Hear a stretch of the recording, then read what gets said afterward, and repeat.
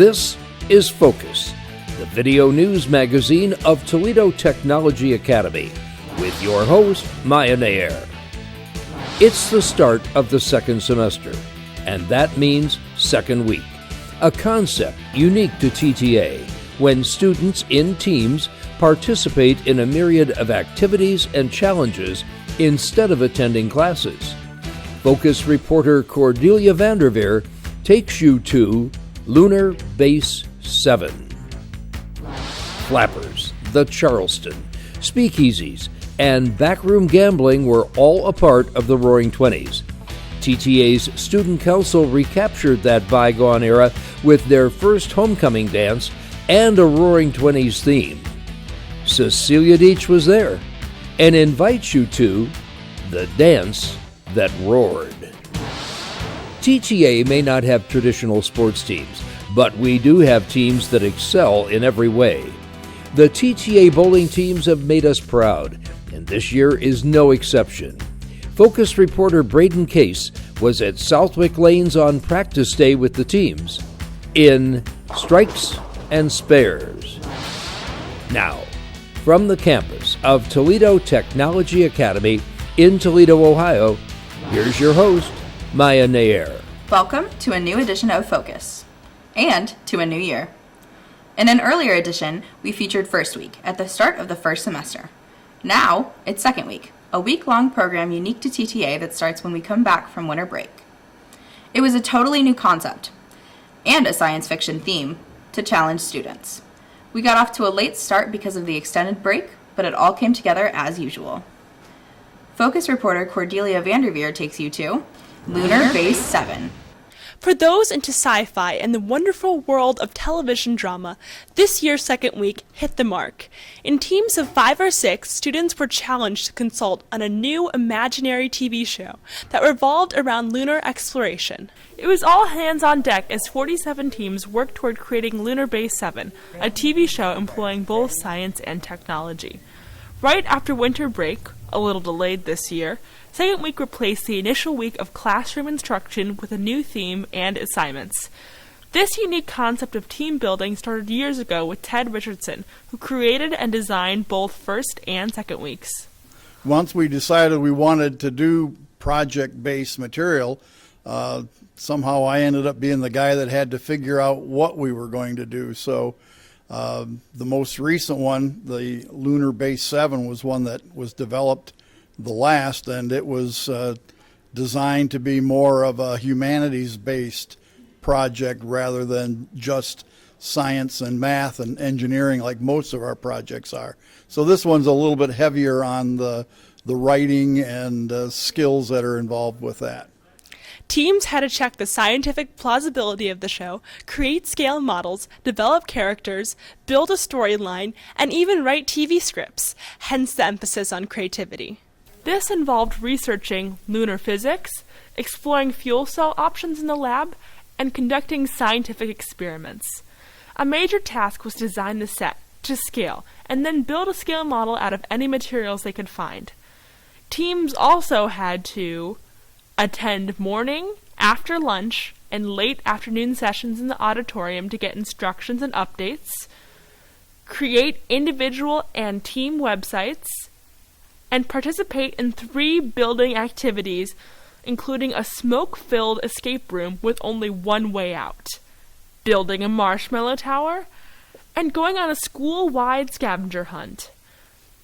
Teams were also required to perform a service project for faculty members. The reason that we do this is because it gives the soft skills, the things that we don't teach in the regular classroom, the leadership, the problem solving, all of the things that the employers that we deal with are looking for in prospective employees that aren't covered in the regular curriculum. Teams were comprised of students from 5 grade levels, and seniors assisted the faculty and staff with a myriad of different jobs like distributing materials in the emporium.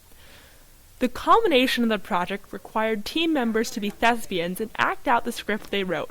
For many, this was their chance to be a little dramatic and have some fun with their week-long project. Once second week was over, students returned to their classroom for their regular classes, but they had the experience of team building and being challenged to use their creativity. Reporting for Focus, I'm Cordelia Van der Veer. TTA Student Council is on a roll with activities.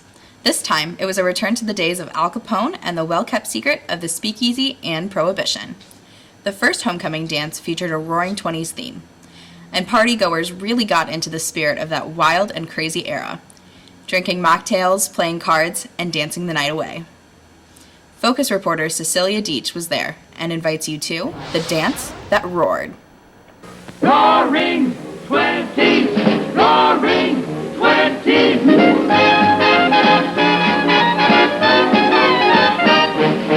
How'd you do? I'm taking you to the Roaring 20s for a true bird's eye view of the Roaring 20s. Initially, homecoming was scheduled at the culmination of Spirit Week, but when 2 extra days were added to the Thanksgiving break, it was decided to move it to December. It was the bygone era of the Great Gatsby, the Charleston, bathtub gin, gambling, and the clandestine speakeasy. TTA's first homecoming dance took on a Roaring Twenties theme. The library was transformed into a speakeasy, with faculty members tending bar and making mocktails. Ms. McElroy was the cocktail hostess, serving drinks to the gambling tables just like back in the day.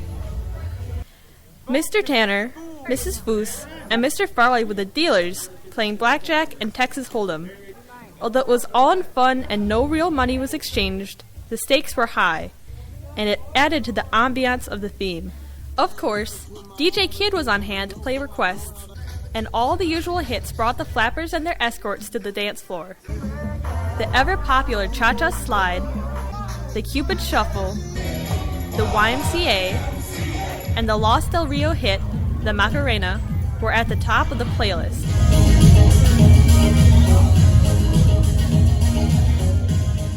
There was no shortage of fun and good times, and many students got into the spirit of the evening by dressing in Roaring Twenties attire. Well, I like the fact that, the mocktails, that was a fun addition. I like the tables that they have set up, teachers dishing out cards. Music is always pretty good as usual with Mr. Kid, I think I liked playing blackjack with Mrs. Foose the best, and Miss McElroy handing out cocktails, but they're mocktails. I like the mocktails a lot, and on top of that, the cards were fun. Mr. Tanner is a great dealer, and I think he's excellent at Texas Holdout. The event was sponsored by the Student Council, and even though masks were still the order of the day, it gave freshmen, sophomores, juniors, and seniors the opportunity to socialize on a Saturday night. True to any homecoming dance, everyone voted for homecoming royalty, the king, queen, and the court. When the ballots were tallied, senior Maya Nair was voted queen, and Landon Trowbridge was her king. Everyone on the court got a sash and could claim a homecoming victory. With the decorations and ambiance, everyone really got into the spirit of the 20s. And now, when we read The Great Gatsby in English class, it will really bring it home. Having a great time at the homecoming dance, I'm Cecilia Dietsch, reporting for Focus.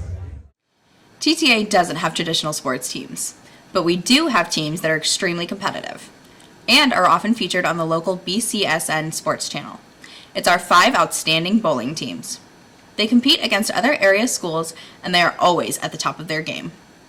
Focus reporter Braden Case spent some time with the teams at Southwyck Lanes, where they were rolling strikes and spares.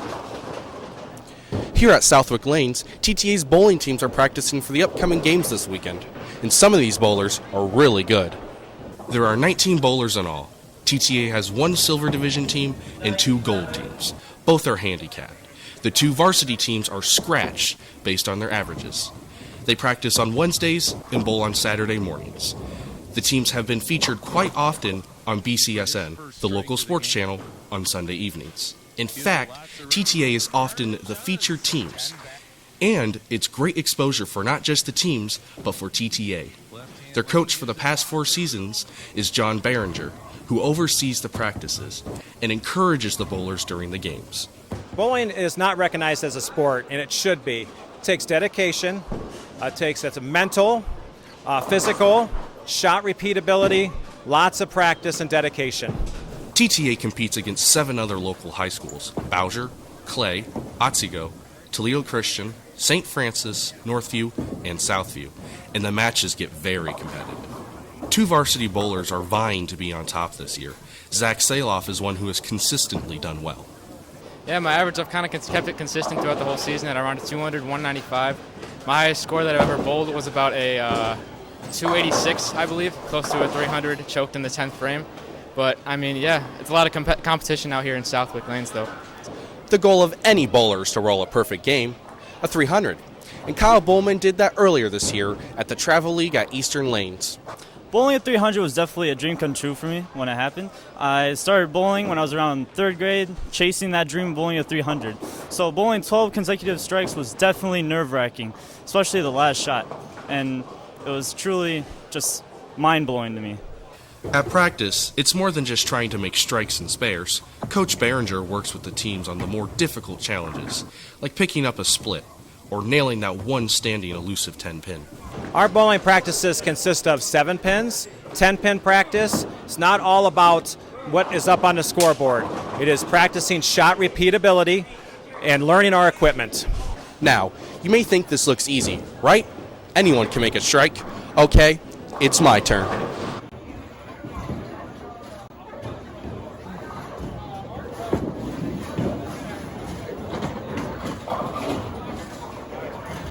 Okay, Coach, what do you think?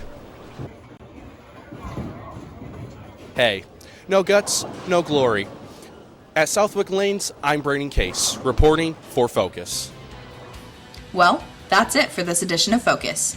We hope you enjoyed the stories and will share the video with your friends and neighbors.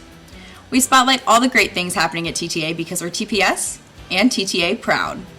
Until next time, I'm Maya Nair. Thanks for watching.